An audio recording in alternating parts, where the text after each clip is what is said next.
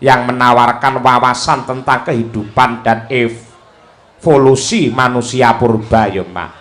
Bener. Mula bab iki wis dikelola dengan bagus oleh Indonesian Heritage Agency ya.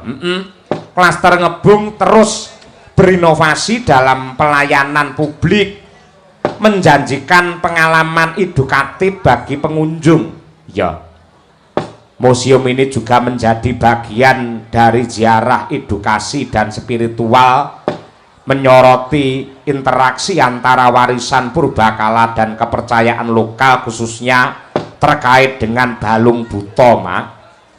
Balung buto ki balung sing gede utawa tulang yang besar, dalam bahasa setempat diarani balung buto.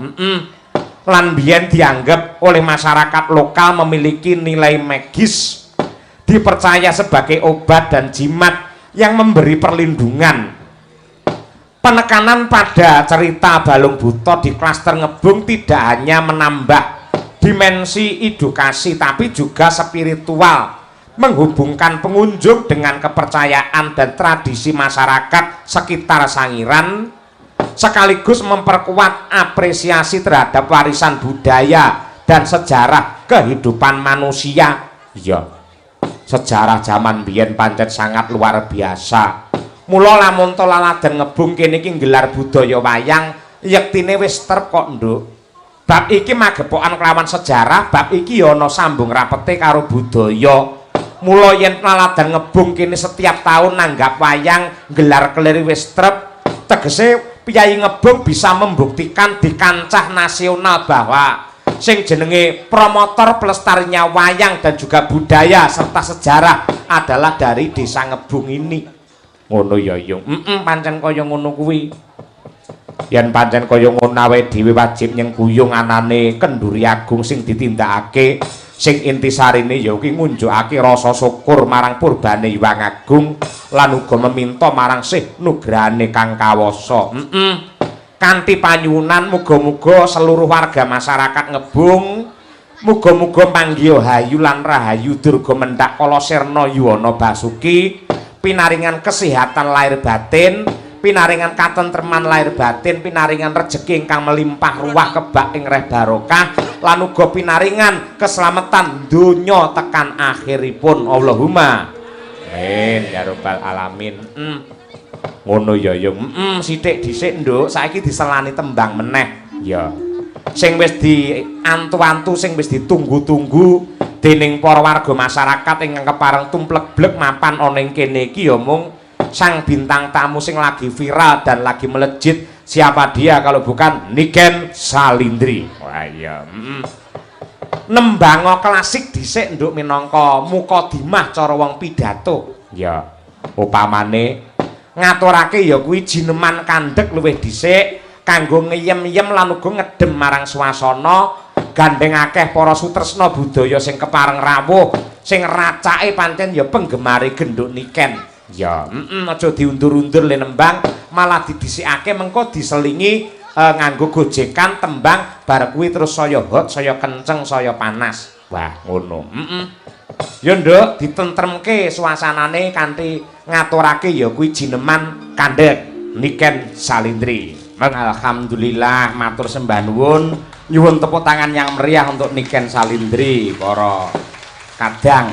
Ya, klasik nyatane ya mapan ya Mak. Lho, bocah iki pancen putra dalang kok Nduk. Cara omah pondasine iki wis kuat. Ya, tur mangkate mbiyen iki ora saka campursari, ora saka dangdutan, mangkate mbiyen iki saka wayang. Ya, mula Kang mangkono yen ngaturke bangsa klasik ngene iki dheweke ya ora bingung. Ya, mumpuni profesional. Nah, kejaba genduk Niken uga ana bintang tamune, Nduk. Ngono. Sapa? Weh, piyai saka Semarang, Nduk.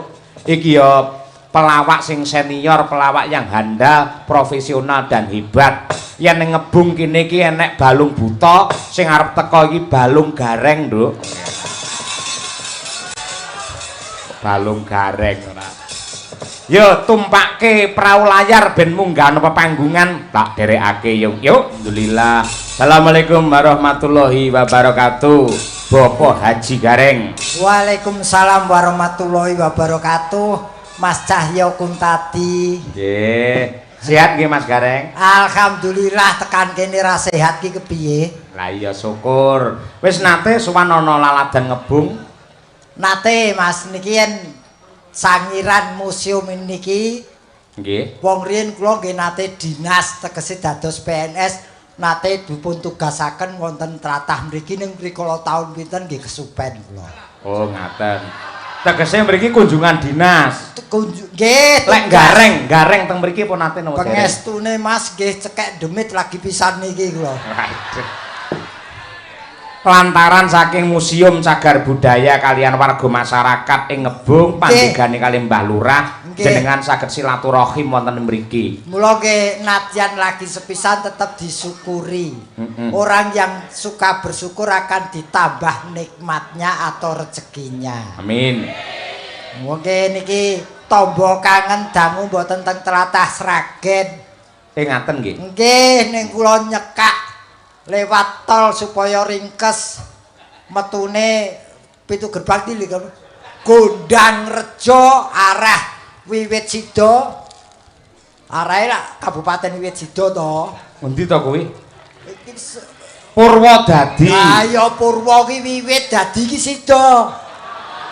Kose sing jenenge wilayah jeneng wong ngono ki ora kena dibasake, ora kena diganti. Lha wong iki saking pintere iki ngene iki.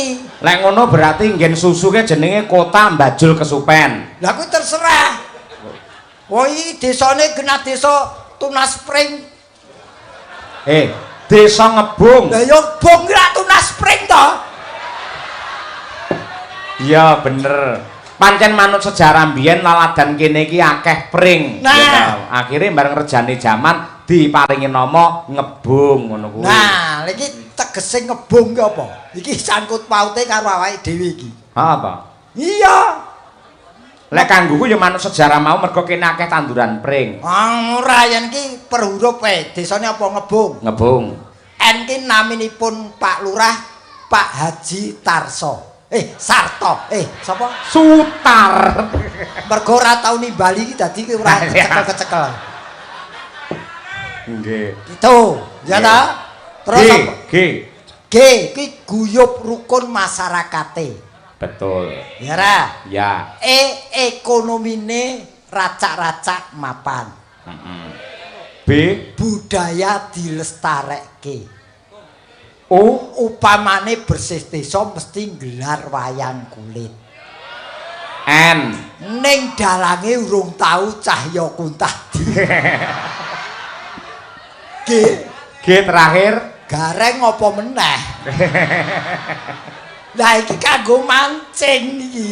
Iya. Muga-muga taun ngarep bersih desa awake dhewe sing ditimbali. Wau panitia sampun paring dawuh Pak Gareng. Nggih. Insyaallah taun ngajeng mangke tetep dalangipun kula lan Madangkara Group bintang tamune tetep Niken Salindri ning mboten ngangge pelawak ngoten. Nggih, kula namung sagedipun wiritan BTL. Apa kuwi? Batal. Wes kowe ramangan aku ramangan padha ra ngukupe. Nggih. Wong golek rezeki kok ijir.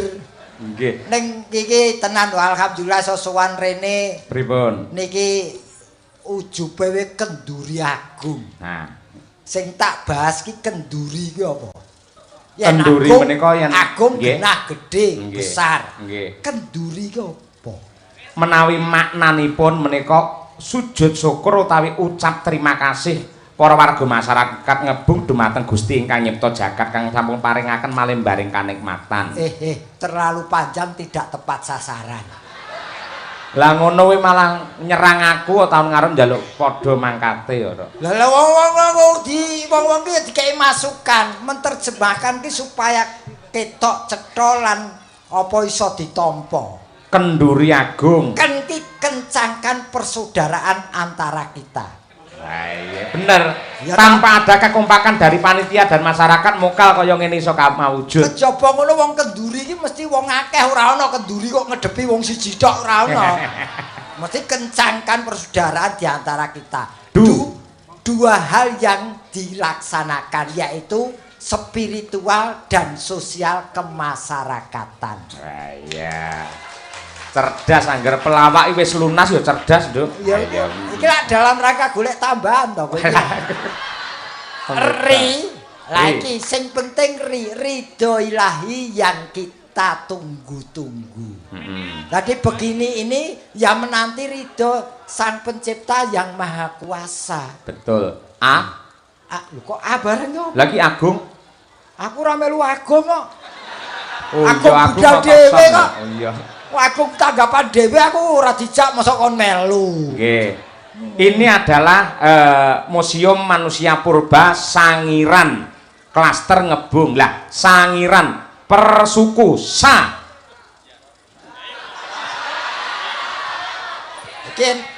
Iki yen iso kudu plus-plus lho iki. Apa kuwi? Ya tambahan. Ya ora, kewajibanmu pancen ya menerjemahkan kuwi. Saat ini dipimpin oleh Pak Wahyu, ya ra? Bener, Mbak, bener toh, Mbak? Oh iya, bener ya. Lho wong aku iki kaki tangane kok. Mung dadi anak buahe bangga reng ora. Lho iya no. Iki ngimpun barang-barang sing bernilai harganya untuk dikoleksi. Rancangan belanja dan rancangan apa program-program itu langsung dari Dirjen Purbakala. Ya. Sik aja marem sik. Kecamatane Kali Jambe. Ki suwe-suwe iso tekan bupati lho iki. Kaki kabupatene melu Sragen. Betul. Li. Angel iki modiar kowe. Ayo. Li. Iki lho. Aja linambaran lho ya, aja linambaran lho ya. Li mau apa to, Nduk? Pokoke ra entuk linambaran, ra entuk lingkungan, ra entuk ayo liyane, ayo.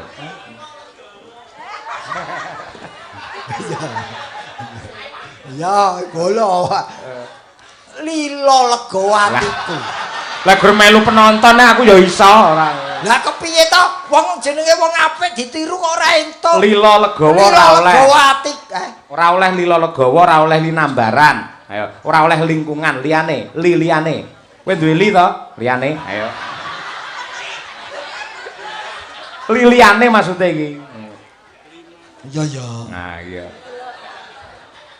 Li 59 umurku turung tahu ditimbali ning kene. Wah iya. Lagi baru cerdas. Li jam. Lho kok aku jam bareng? Kali Jambe. Zaman biyen nganti saiki ki lho ora urung tahu ditimbali rene. Wong kon nerangne malah muring-muring ora. Ayo. Iki sing angel dhewe mburi dhewe lho. B.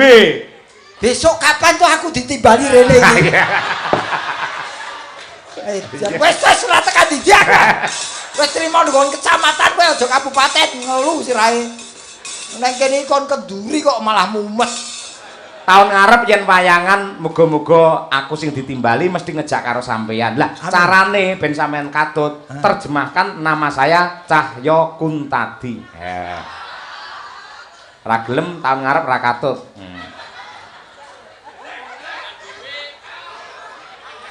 Ayo selak isu ayo. Iya. Cahyo ha iki. Cah Blitar saiki uripe ning tlatah Solo Raya. Wah. Ya ra? Ya. Iya apa ora? Iya. Bener apa ora? Leres Pak De Gareng. Yen bener ki cungi jempol to. Iya. Jempol mudhun ayo. Yo. Yo iki dalang yo dosen. Heeh.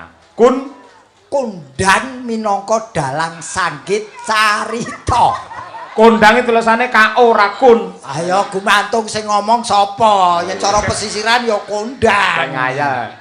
Terus tandange ngedapi-dapi. Terakhir dipek kesi. Kaya cemawe semepak to. Aku rada protes sing ngono lho. Cahyo Kuntadi lha kotakmu kok mbok tulisi CK iki apa? Lho, Cahya Kuntadi kan disingkat. Lah kowe ora adil, kowe golek pangan iki dienggo bojomu kono kowe ora Cahya Kuntadi kudune Cahya Kuntadi dan Kesi. Dadi kane Kesi katut, dadi bojomu tetep mlebu kotak. Kok padane wayang mau piye mlebu kotak iki. Tegese nyawiji dadi siji karo kowe ngono lho. Iya, boleh seperti adil itu. jenenge lanang wedok kuwi golek pangan bareng ngono kuwi lho wis apik. Heeh. Bojoku Sitongkas ya, Sukesi. Ayo. Nunut sitok ae aku. Ayo. Ngapa? Kesi. Supelen pas sugih duit. Tapi ora duwe dhuwit kereng napa piye? Wah. Apa enek wong mekrok? Lho ya to. Aku didukung ya aku. Ah iya. Kepoke. Oke. Ya. Ya boleh. Ya. Kene karo kono pancen pasangan sejati. Terima kasih. Ya. Si. Siapakah yang memimpin? Karis kowe iki karo Kesi jodoh. Ning diantara dua iki siapakah yang memimpin rumah tangga? Ya kena aku imame rumah tangga cara Islam mo. Sumpah? Iya. Maksudmu nggih napa? Kowe wani karo Kesi. Jujur ya, jujur. Pancen aku ra wani mergo wis konangan ping 3. Ora kuwi jeneng bukannya tidak berani. Menghormati istri itu penting. Nah, nggih. Karena itu nanti menjadi teman kita hidup selama kita diberi nyawa. Amin, ya rabbal alamin. Wong nakal ki dientek-entekke rikala mbiyen saiki kudu wis tertib. Contono aku. Contoh apane? Kowe tau wiwit manggung ning kene iki tau krungu Gareng selingkuh apa meneh karo sinden? Ya ora tau krungu mergo kowe pancen brimpen kok kowe. Ha iya. Iya. Wong pancen iki hobi kok. Alah. Ora hobi ya sing apik-apik. Ya tumindak sing becik. Ae iki seorang figur publik yang bisa dicontoh oleh penonton yang menonton. Nah, ora mau ngomongane tok ning kelakuane ya kudu sing apik. Iya. Kalau soal dalang itu misuh utawa apa ini hanya seorang teaterawan. Iya. Dadi kuwi mung nglakokke wayang yang dosa muka kok ora misuh kuwi ya ora apik. Kadang sing ora ngerti kok wayang kok misuh-misuh dosa muka kok kon alim iki piye. Ya. Saiki aku tak takon. Mas Gareng. Nun. Aku lak cah nom. Iya. Yen syukur karo sampean kiai sepuh. Nggih. Ya toh. Ini di sini sudah membuktikan bahwa yang muda lebih yang hebat dan baik, yang tua kalah dengan yang muda. Ya didelok dari sisi mana dulu. Lah sampean harus didelok kok ngendi sik. Yen kowe muni Sing enom luwih apik. luwih Luwih apik, pengalaman luwih enak. Sing ngomong sapa? Wong kowe uripe dhisik aku tinimbang kowe. Buktine apa? Contone piye? Laire sik sapa? Dhisik sampean. Pengalamane akeh ndi? Ya akeh sampean. Nah, kowe pengalaman kowe kalah. Ya. Kowe ngarani pinter ndi? Ora ya pinter sing enom apa-apa ya luwih indah sing enom, luwih becik sing enom, luwih enak sing enom. Sing ngomong sapa? Wong laire wis aku kok iso apik kowe pinter kowe. Sik lek hubungane karo enak, sing enom karo sing tuwa ki enak ndi? Lho gumantung. Lek kanggone sampean. Lah yen pas mendem tuwa wae enak. Malah mendem jere arepe sadar malah mendem barang ngopo. Lah kowe ya takonmu ya nyeleneh kok. Yen buah nun sewu. Pelem sing enom karo sing tuwa lak enak sing tuwa. Sing ngomong sapa? Aku. Takono wong nyidam kae. Kuwi pada umumnya wong ora umum kok umum ki WC apa? Malah tekan dindi aja apa omong wae tetep tak bantah. Omong ki logika, Mas. Bukti lebih hebat sing muda terjadi di sini ngebung Kon sini. ngendi? Nun sewu. Sampeyan ngerti, nun sewu jangan bung ngerti. Ngerti. Kuwi dumadi saka apa? Pring sing piye? Sing nom. Nah, pring sing enom dadine jangan bung enak dipangan. Saya aku takon. Pring sing tuwek nggih jangan bung enak ora kira-kira. Kok sik mung gur iso dienggo jangan iku kok sombong. Loh, Lah kae pring sing tuwa iku nggo gedhek iso. Dienggo apa sirape ya iso. ning dipangan apa ora? Loh, lah ning lak ya iso nggo golek pangan, nggo cagak ngono kuwi apa ora nggo golek pangan? Ayo. Dadi sing tuwa karo sing enom Ya tetep tuwa. ora iso, ora iso. kaya ngapa lan kepiye tetep apik sing enom. Nun sewu, sing luwih semangat, sing luwih sigrak, malah sok-sok luwih sehat ki sing enom. Kuwi gumantung bayarane. Kok teko bayaran? Ayo tipis ya tetep. Lek ngene tegese seniman sing ora profesional. Sing seniman profesional iki walaupun anggarannya berapa, tetap tampil semaksimal mungkin. Wong ki mbok aja nyelaki kahanan. Nek iki ora perlu edel udur-uduran perkara enom. Bener, kalau sudah nyambut gawe apapun harus kita jalani dengan profesionalisme yang tinggi. Ya. Nah, dan jangan sok nyepelekke pekerjaan. Sekecil apapun pekerjaanmu, hormatilah. Walaupun itu tidak membuat kamu kaya raya, paling tidak kamu bisa merasakan betapa hidup ini artinya. Wah. Elok. Lho wong sugih iki jujur Mas. Pripun? Kaya raya itu bukan impian saya. Saya tidak akan mencari kesenangan, tapi mencari ketenangan. Iki omongane wong tuwa ngene iki. Kowe urung nyandak iki. Ora korong nyandak kuwi gatekne sampeyan ning ngendika kaya ngono jebul Kyai Sepuh ki. Dadi jenengan Kyai Sepuh. Wis tuwa. Wis. Tuwa tek ora ditebaske. Urung metu kentose, Mas. Lah menika Mas Gareng. Dawuh. Kula seminggu kepungkur menika nyatet Pangkur Putri Ndaha. Mangke ngampil nggen balik kambang kanca-kanca pengrawit. Kali Mbak-mbak Waranggana dipun cawisaken Pangkur Putri Ndaha. Niki yen diwaca mudhun niku tulisane Dimas Niken Salindri. Oh, tata. Kangge ngormati anak wedok. Sandiasma to niki. Nggih, Sandiasma. Nggih. Ya digarap pelok coba kaya apa? Putri Ndaha. Monggo langsung kemawon saking Kendang. Ya, men jumeneng Niken Salindri. Yuk.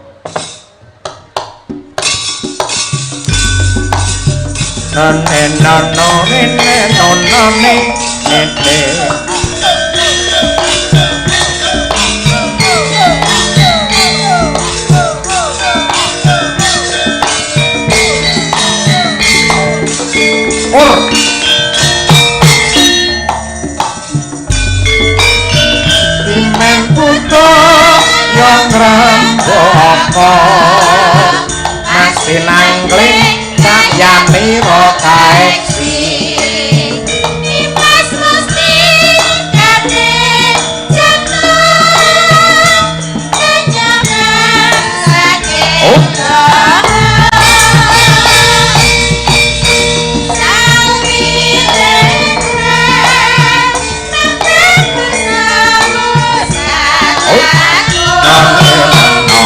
dua kali.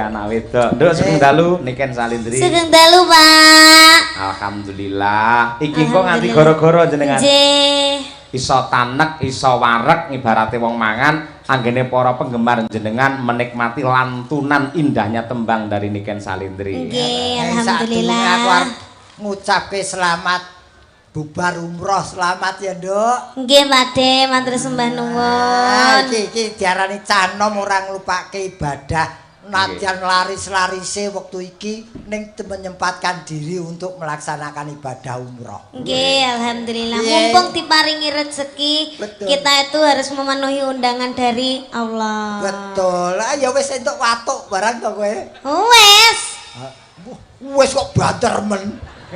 Ndak aku bangga ya.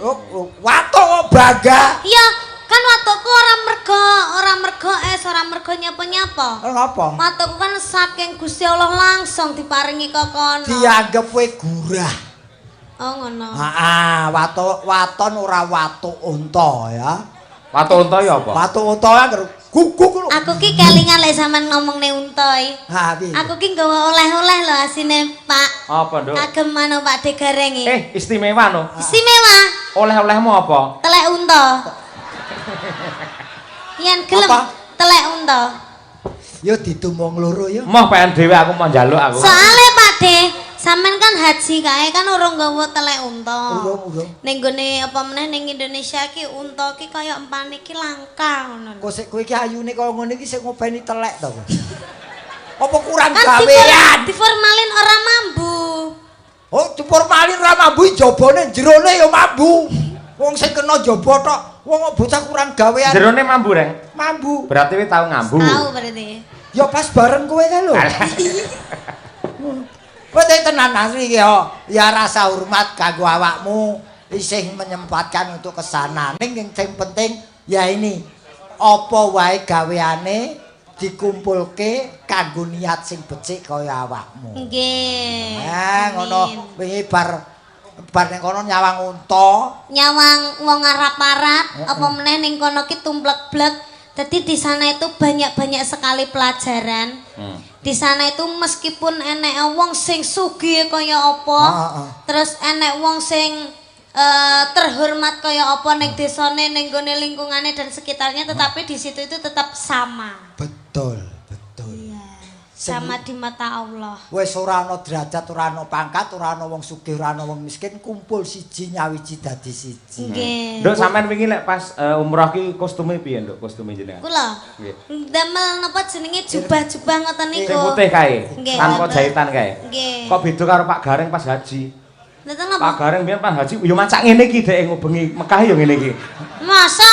Heeh. Hege sampean dikira wong gendeng no wingi. Lho ora dikira pancen gendeng kok. Kurang ajar. Aku lah yang manut gurune kuwi kok. Wong ning tanah suci kok dadan ning kono weruh unta. Reun to. Lah pancen kono ciri khase iwane unta. Iya. Ning kene gajah. Oh iya iya. Oh iya ya. Kok ket ndek mau apa enggak ngono apa ndak kesel ya, Pak Yo De? ora kesel mergo wedi. Yoga semene iki wis do pesen pipa gading lho. Ayo sapa sing kepengin sempal cangkeme? Ayo. Aku ra ndok. Tapi alhamdulillah aku ning kono kan 10 hari, ya ta. Wis iso basa Arab lho. Elak iki. Contohnya apa? Haram. Kamu bakhil ya, kamu bakhil ngono. Terus enek-enek to iya, najis ngono. Ora ana najis. Yo haram kuwi. Haram kuwi tegese tidak boleh. La. Apa kuwi lah? Tidak. La. Kuwi yo mung kira-kira aku yo ora Terus ngerti. kabeh wong ning kono diceluk haji ngono. Ayo, haji ki tamu. Oh iya tamu. Tamu dadi menghormati sebagai tamu di sana, ngono lho. Mula malah nun sewu yen jaman bapak riyen lho, bapak cerita. Le, jebul penunjuk jalan utawa sing tekan ngeter-ngeterke wong haji kuwi neng mburi tulisane neng apa geger kan tulisane dalah. Dalah tegese petunjuk. Dadi dalah neng kono memberi petunjuk. Ora adoh karo dalang, ya memberi petunjuk amar makruf nahi mungkar. Ning kene disebut dalang. Iya. No. Lek kowe ning kono 10 dina kira-kira nembangno lali apa ora? Kowe kan ora nggo buah karma. Kowe kan ora nggo buah karmara. Karma. Kurma. Kurma ki yen sakon wong ki pirang-pirang kilo ya karma. Nggawa. Nggawa. Ning wis entek. Kurma muda duwe ra? Ora. Kesi kepengin kurma muda. Oh, men hamil lagi. Sing ngomong sapa wis tak kunci gemboke tak guwak wisan kuwi kok. Ora iso hamil meneh wisan. Diundake tukang kunci pira wene? Aja malah ora arik kowe. Iki kon bang apa ki? Ya ngaturke panuwun dhisik genduk niken marang Nggih. ingkang ngawontenaken acara Kenduri Agung para panitia dan masyarakat ing Ngebung. Nah menika. Oh, nggih niki acarane napa? Kenduri Agung lho. Kendurian Agung ki apa to? Kenduri Agung ya kumpul wis ngono wae. Oh. Cara gampange kumpul bersama. Oh, sing berarti sing nimbali dhewe sak kanca ki? Ya pihak museum dan pihak warga sini. Oh, gitu. Di Bapak Berarti Lurah. urunan. Ya perkara kuwi ra ngerti aku. Oh ya didoakan semoga semuanya sehat selamat wilujeng. Amin. Pinaringan panjang yuswanipun, rezeki ingkang kathah barokah. Mugi-mugi benjing bulan ngajeng saged nanggap ki cahya kuntadi niken. Amin. Garenge katur ra Ken? Hayu ndonga dhewe to. Bener, ndonga dhewe. Kalih gareng. Amin. Ana donga. Tapi donga sampean pas lara apa sehat? Dikenane sing, engko sampean pas lara. Kok sik to? Rencana kok lara iki lho. Apa ana jadwal kok lara iki lho. Ora ya sehat terus didongake to. Oh ya muga-muga sampean sehat, panjang umur, wis sampe enteki wong. Bingung sampean kok. Wong entek kabeh kari gareng tok ya. Lah kowe aku arep tuku kopi ning ndi? Ya wis muga-muga umure cekak. Masuk angin yang cekak di. Oh iya ini ya. Ah kulinane dawa kok cekak. Enten pamundutan apa, Pak? Mboten wonten teng mriki genduk niken. Alhamdulillah. Kira-kira sing pas sampean menghibur warga masyarakat Ngebung arep ngaturake apa? Nah, Bawa napa mboten? dibawani dhisik Sing mengko halus napa sing kasar? asar aluse wis mau. Wah nggih, Banyuwanginan mawon nggih. Oke, ya. Kula kuangan niki lho, napa jenggleng sing jenggleng niki lho. Sapa? Pak D. Pak D haram itu. Pak D haram. Oh, halal. Halal. Halal, monggo diobrol Pak D. Pak D Semarang halal. Obral 50.000 Jokowi. Iki sing dititeni bangsa wong ngono tok. Nggih. Ya bawanana, Nduk, niken salindri tiba kaya apa. Genjleng Pak D gareng. Oke. Nguyuh kok kompak. Nabuh ijir. Lah kuwi lek diempet ya dadi penyakit ya karben to, Reng. Lek nyangking sandal ki ya padha. Bebek lanang, bebek lanang. Pak, kaya wong setruk, Pak. Kaya wong setruk. Oh iya to, Aja to, Pak D. Iki ancang-ancang kok setruk. Lah ngene-ngene. Lho ya ngono kuwi wong tuwa-tuwa ki ancang-ancang ngono kuwi. Oh, ngono kuwi Nganggo ya? keder. Oh. Iya. Wah kekrek iki. Ngapa ta? Der dong. Oh, Der ya. Oh, Der. Yo, Der. Pluk, yuk. Ayo, yuk.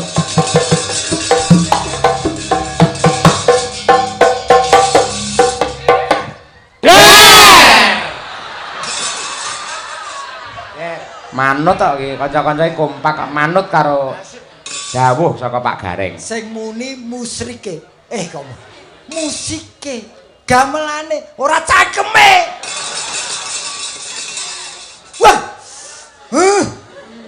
Kaya gek aku mulang kowe kae piye. Muridku lho, Duk. Madang karai. Oh. Oh. Yo madang apa ora iki? Madang kara. Den ki musik. Oh, musik.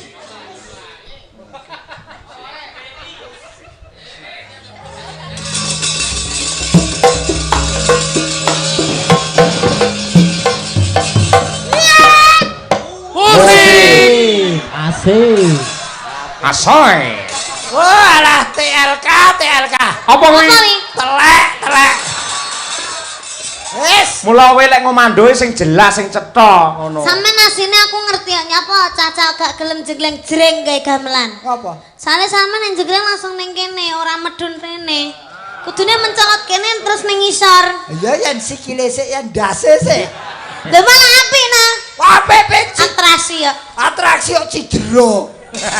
Jadi namanya kita tuh sebagai seniman itu harus profesional, totalitas tanpa batas. Lah aku ora mung ngomong total, aquaria.